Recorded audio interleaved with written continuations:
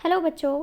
तो अभी मैं आपको बताऊंगी कि रबी की कौन कौन सी फसलें हैं और उसके साथ साथ में आप उसकी खेती जो फसल है पूरी वो तो मैं दिखाऊंगी, साथ साथ में उसकी जो खेती कैसे की जाती है वो भी आप उसके साथ साथ में आप पिक्चर देखोगे। सबसे पहले रबी की जो फसल है जो कि सर्दियों में खेतों में बोई जाती है वो है गेहूँ। आप देख सकते हैं इस तरह से उसकी बालियाँ जो है वो गेहूँ की आप देख सकते हैं और निकला हुआ जो गेहूँ है वो भी आप यहाँ पर देख सकते हैं। दूसरा है चना। चने की जो खेती है वो ऐसे की जाती है, आप देखेंगे कि जो चना है वो छोटे से एक पौधा होता है उस पे ये उगता है और इसको खोल के जो है बाहर निकालना पड़ता है, काला चना हो चाहे वो जो है वो वाइट चना क्यों ना हो। उसके बाद देखेंगे आप आलू। तो ये आलू की खेती ऐसे की जाती है, आप देखेंगे इसमें तो थोड़े छोटे छोटे फ्लावर उतरते हैं। फ्लावर पे आपका जो है आलू नहीं उतरता है बल्कि ज़मीन में नीचे जो है वो आलू उगता है और इसे तने की जो कैटेगरी है उसमें रखा जाता है। आप आलू की पिक्चर भी यहाँ पे देख सकते हैं। फिर लहसुन की बात करेंगे कि जो लहसुन है वो इस तरह से आपका उगता है, आप इसकी दूसरी पिक्चर भी देख सकते हैं, आपने घर में खाया होगा, देखा भी होगा। तो ये लहसुन है जो कि सर्दियों के मौसम में जो है इसको उगाया जाता है।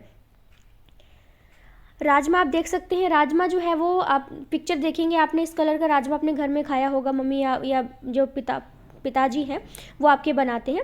तो यहाँ पे इस तरह से जो है ये जो राजमा है उगता है, फली होती है, उसके अंदर से जो बीज होते हैं उसको निकाला जाता है, तब जाके हमारा ये राजमा बनता है।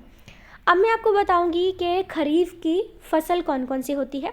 ठीक है, सबसे पहले हम मक्का की बात करेंगे। मक्का आपने देखी भी होगी और खाई भी होगी। ठीक है, तो ये जो खरीफ की फसलें होती हैं ये गर्मियों की फसलें होती हैं, यानी कि इनको आप जुलाई के महीने में जो है इनको आप खेतों में बोते हैं और नवंबर दिसंबर के टाइम पे इन फसलों को आप काट लेते हैं। तो आप देख सकते हैं इसको इस तरह से इसका पेड़ होता है जिसके ऊपर ये जो मक्का है वो बनती है, इसको तोड़कर फिर इसको निकाला जाता है मक्का को। बाजरा देखेंगे आप, एक कुल्फ़ी की तरह जो है आप कहें तो बाजरा जो है कुल्फ़ी की तरह होता है, इसके अंदर छोटे छोटे से दाने होते हैं। इसको जो है वो पीट पीट कर या फिर इसको किसी न किसी से चीज़ से कुचल कर जो है वो इस तरह से जो है इसके जो दाने हैं निकलते हैं, बहुत छोटे छोटे से दाने होते हैं। आपने कभी बाजरे की रोटी खाई हो, बहुत अच्छी होती है और हमारी हेल्थ के लिए बहुत ज़्यादा अच्छी होती है। ये हमारे बाजरा जो है ये हमारा इसका एग्जाम्पल है। फिर आप अरहर की दाल की फ़ोटो देख सकते हैं आप। ठीक है, ये जो आपके घर में अरहर की दाल आती है तो इस तरह से छोटी छोटी सी फलियाँ होती हैं जिनमें से इन बीजों को निकाला जाता है और फिर ऊपर का जो कलर होता है वो थोड़ा सा लाल कलर का या महरून कलर का होता है। फिर इसको जब वो जो निकाला जाता है अंदर से तो ये बीज जो है पीला निकलता है। ये हमारा खरीफ का एग्जाम्पल है। आप मूंगफली की बात करेंगे सर्दियों में, तो आपको पता है बच्चों की मूंगफली जो है ये आजकल आपके घर में आसपास भी बहुत बिक रही होगी, घर में आप आजकल खाते होंगे। तो ये मूंगफली जो है ये भी गर्मियों में ही उगाई जाती है, तब जाके आपके पास सर्दियों में खाने के लिए पहुंच पाती है। तो इस तरह से इसको उगाया जाता है। जो जड़ों में ये पूरी तरह से बहुत पुख्ता से जो है वो उसमें जुड़ी हुई होती है, तो इसको एक एक करके जो है वो अलग किया जाता है, तब जाके इसको भूना जाता है, फिर आपके पास ये खाने के लिए पहुँचती है। अब हम बात करेंगे जायद की फसल के बारे में। सबसे पहले हम बात करेंगे तरबूज की।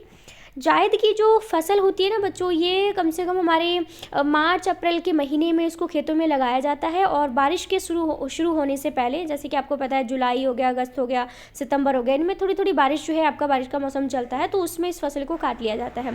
तो तरबूज जो है ये ध्यान रखिएगा, ये किसी पेड़ पर नहीं उगता है, ये बेल पर उगता है, ये ज़मीन पर ही रहता है और बेल जो बहुत बड़ी बेल जाती है उस पर एक ही बेल पे बहुत सारे तरबूज आपको देखने को मिल सकते हैं और जो कि अलग अलग कलर के भी होते हैं।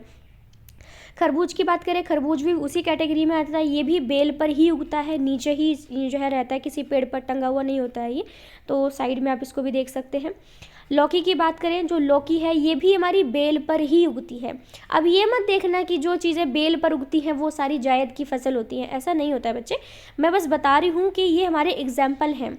जो जायद की जो लौकी वगैरह है ये हमारी इस टाइम पे उनको उगाया जाता है। तो ये इस तरह से आप देखेंगे लटकी हुई, आपने अपने घरों में आसपास भी देखेंगे, ये जहाँ भी जगह मिलती है इस बेल को ये उस पर चढ़ जाती है।